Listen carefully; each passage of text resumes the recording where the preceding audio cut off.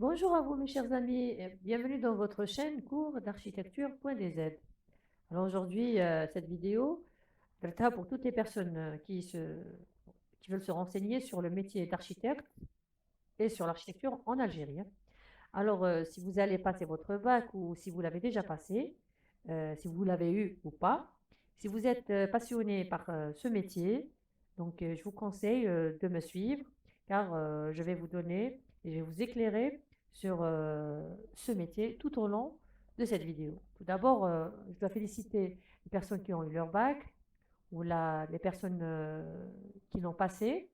Welcome barak alaikum, si vous aimez donc le métier d'architecte, si vous voulez faire architecture, تبعوا معايا. Et pour ceux qui ne l'ont pas eu aussi, il y a des métiers, donc, des métiers relatifs au BTP pour les étudiants qui n'ont pas eu leur bac dans les instituts. Et ça, il faut le savoir. Donc, si vous voulez devenir architecte, la première chose à savoir, c'est que peut faire un architecte. Donc, الحاجة الأولى اللي لازم نعرفوها واش يدير l'architecte.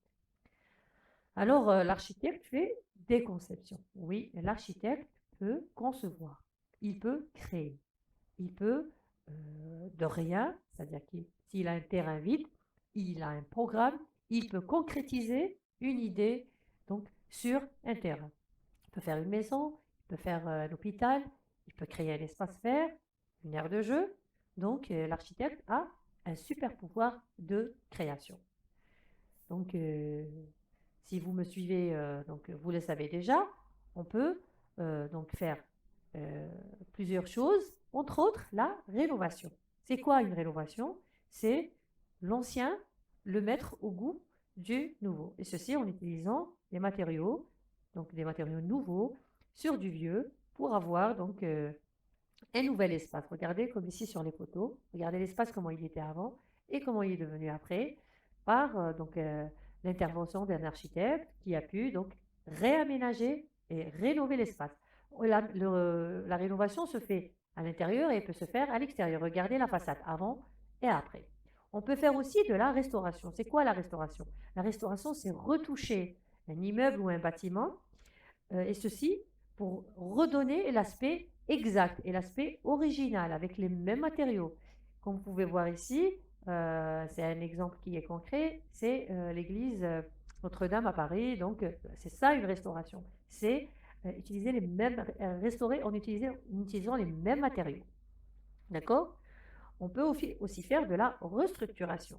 La restructuration, c'est restructurer la structure existante d'un espace. Voilà, je prends la structure d'un immeuble, c'est qu'elle soit donc la structure porteuse ou bien la structure spatiale, c'est-à-dire l'aménagement intérieur, et je la modifie en vue de répondre aux nouvelles exigences. D'accord?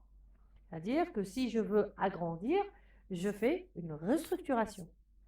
Si je veux modifier les espaces intérieurs, je fais une restructuration spatiale.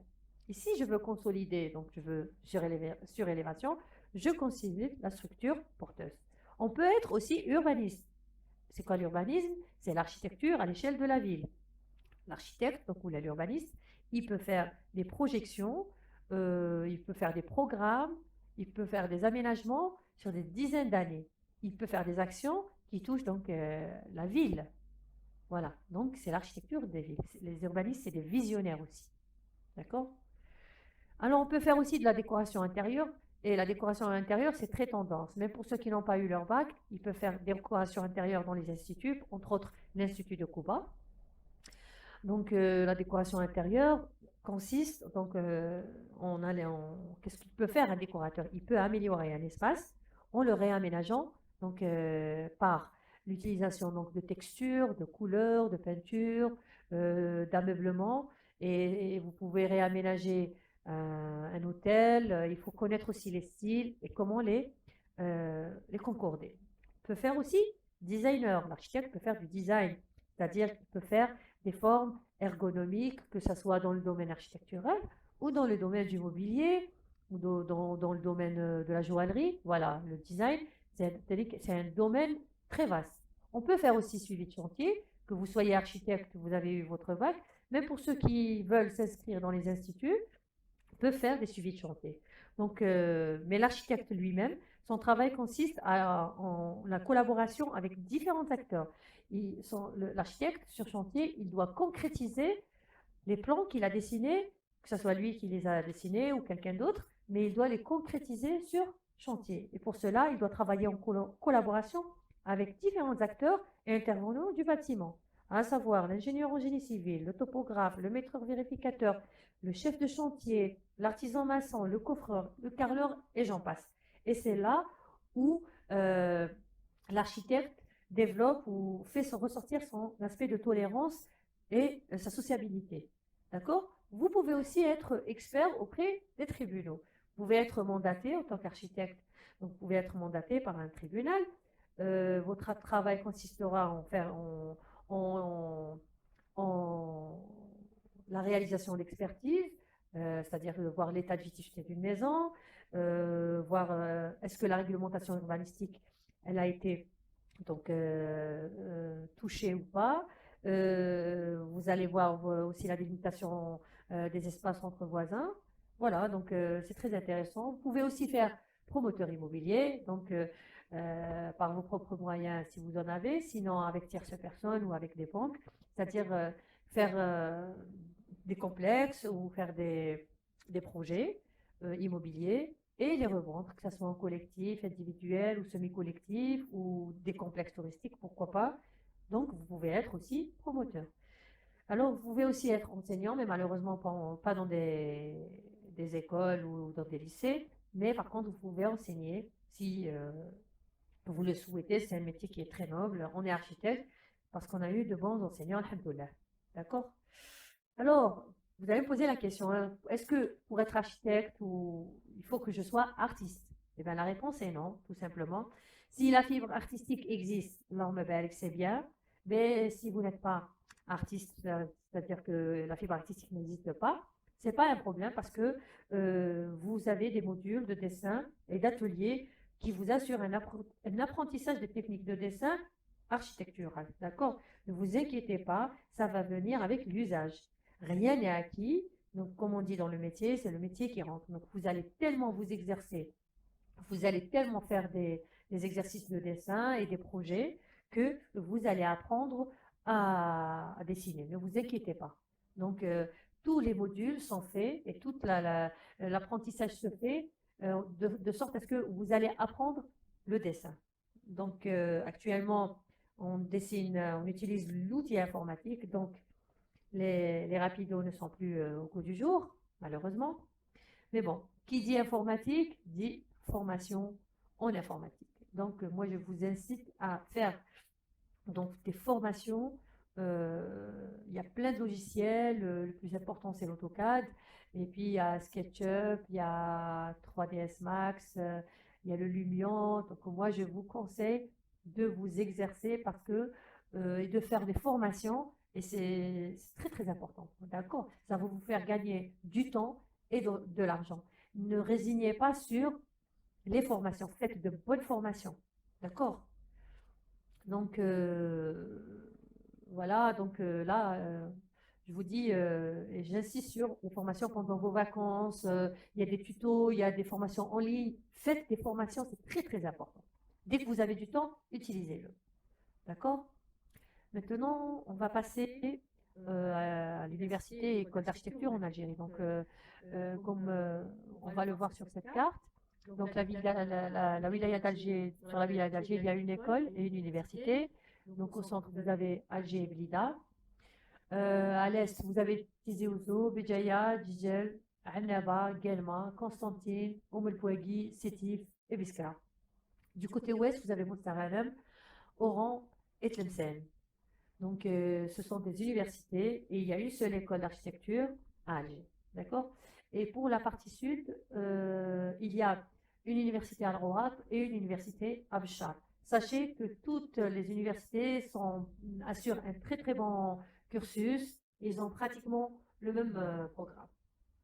Maintenant, on sait que le système utilisé, que ce soit dans les écoles ou dans les universités, c'est le système LMD.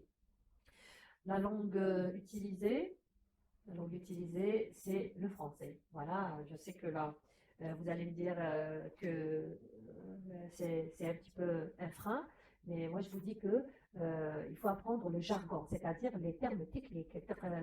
المصطلحات التقنية, hein. C'est des termes techniques qui sont utilisés, que ce soit en anglais ou en français, c'est presque la même chose. Donc, ne vous inquiétez pas, ne faites pas de la langue un frein.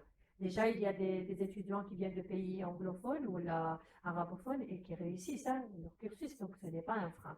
Moi, ce que je vous conseille, c'est ou bien d'essayer d'améliorer, ou bien de préparer carrément votre discours. قبل ما نروح ندير l'affichage ديالي, je donne ساعة ولا زوج سوايع le discours تاعي, je l'écris, je le note, planche par planche, ونحوش في quelques termes techniques, et ne vous inquiétez pas, l'apprentissage des termes se fera en parallèle avec le dessin. Maintenant, vous allez me demander les modules. Alors, le module le plus important, c'est l'atelier. C'est un module qui va vous suivre pendant 5 ans. Vous allez faire atelier en général 2 jours par semaine. Alors, au début, c'est là où tout se fait. Donc, l'apprentissage du dessin et du jargon et de l'utilisation donc des outils, tout se fait en général dans l'atelier. Pendant les premières années, donc l'apprentissage se fait donc en individuel, et ce dans le but d'améliorer votre apprentissage technique, d'accord? Donc, vous allez faire des projets en individuel, vous allez découvrir ce que c'est que l'architecture. Après, donc, vous allez passer au travail de groupe, le travail de groupe qui est aussi très important, qui va vous permettre de faire un travail collégial et d'apprendre le partage et de développer votre sociabilité intellectuelle. Alors, il y a d'autres modules qui ont des coefficients quand même très importants, qui est vous avez le HCA, l'histoire critique de l'art. Alors, moi, j'adore ce module. Donc, vous allez apprendre concrètement l'histoire de l'art. Vous allez découvrir les styles, les civilisations, comment l'art a évolué depuis la Mésopotamie à ce jour. Ça va développer un petit peu votre côté artistique. Vous allez découvrir les styles, les mouvements architecturaux, les mouvements artistiques, et ça va vous donner après des idées et des arguments quand vous allez faire vos conceptions et vos affichages. Vous allez utiliser aussi la terminologie aussi, d'accord? Donc, il y a aussi la géométrie de l'espace, on appelait la géométrie descriptive. C'est un métier, c'est un module où le coefficient aussi est important. Vous allez faire donc du dessin et de la géométrie concrètement, mais vous allez aussi apprendre, il va développer votre vision en 3 dimensions. Il va développer et le dessin et votre imagination dans l'espace. C'est très très important ce module. Maintenant, on va parler de l'architecture sur Alger, spécifiquement. On va parler de l'EPO, qui est la seule et l'unique école d'architecture en Algérie. EPO veut dire École Polytechnique d'Architecture et d'Urbanisme. Alors, c'est une école qui est située à Al-Harrach, Beaulieu. Elle est donc, c'est une école où la formation, quand même, le diplôme, il est conséquent. C'est-à-dire, si vous voulez faire l'EPO, il faut avoir déjà une bonne moyenne. Ça change d'une année à une autre, environ de 15 de moyenne. Tous les ans ça change, mais il faut avoir un minimum de 15 de moyenne. Il y a de très bons profs, il y a une très bonne ambiance, il y a une ambiance bon enfant. Ça a été conçu quand même par Deleuze. Les ateliers sont magnifiques. L'allée à Oudjan est juste, voilà, c'est les souvenirs, voilà. Il y a aussi une école, donc département d'architecture d'Alger. C'est un très très bon département d'architecture, comme toutes les universités d'ailleurs en Algérie. Les écoles d'architecture, les universités d'architecture ont de très bons profs. Ils ont presque tous le même donc, programme et le même enseignement. Voilà, il y a de très bons profs dans le département d'architecture d'Alger. Pour le budget, alors quand on parle de budget, on va parler sacrifice. Comme toutes les études, ça nécessite un budget, voilà, il faut le savoir. Donc, si vous êtes minutieux, si vous savez conserver précieusement et que vous êtes économe, donc vous allez conserver votre matériel durant tout votre cursus, d'accord? Donc, il faut savoir le conserver précieusement. À part le matériel consommable, c'est-à-dire le papier que vous allez acheter pour les maquettes ou voilà, les recharges et tout, mais le matériel de base, si vous savez le conserver, vous êtes économe, donc il va vous être utile durant tout votre cursus. Autre chose qu'il faut savoir aussi, c'est que comme tout se fait avec l'outil informatique, il faut avoir très très bon matériel. Il faut investir aussi dans le matériel. Vous allez me dire pourquoi? Parce que si vous avez un bon matériel au départ en amont, vous n'allez pas vous faire vos rendus ou vos 3D, vous allez le faire vous-même. C'est-à-dire que vous allez investir dans un bon PC avec une bonne carte graphique, une bonne mémoire, un bon processeur que vous allez rentabiliser avec l'usage. D'accord? Moi, je vous conseille un bon PC portable qui va vous permettre de faire vos rendez-vous vous-même au lieu de vous retrouver à chaque fois de donner à quelqu'un d'autre de l'argent pour faire vos rendus et faire vos 3D. Vous n'aurez qu'à payer l'impression. Sinon, vous pouvez avoir une bonne station. Voilà, une bonne station. Aussi investir sur une bonne station. Ainsi, vous n'allez avoir qu'à payer les tirages après. Voilà. Vous allez avoir aussi à faire des tirages, mais les prix sont raisonnables. D'accord. Enfin, je vous remercie de m'avoir suivi et j'espère que je vous ai éclairé et j'ai répondu à vos questions. Si vous avez d'autres questions à me poser, allez-y, je vous attends dans les commentaires. Je vous souhaite bon courage et si j'ai fait des oublis, que mes amis architectes me pardonnent, mais j'essayais d'être généralement de toucher à tous les points et de vous éclairer. Merci et au revoir.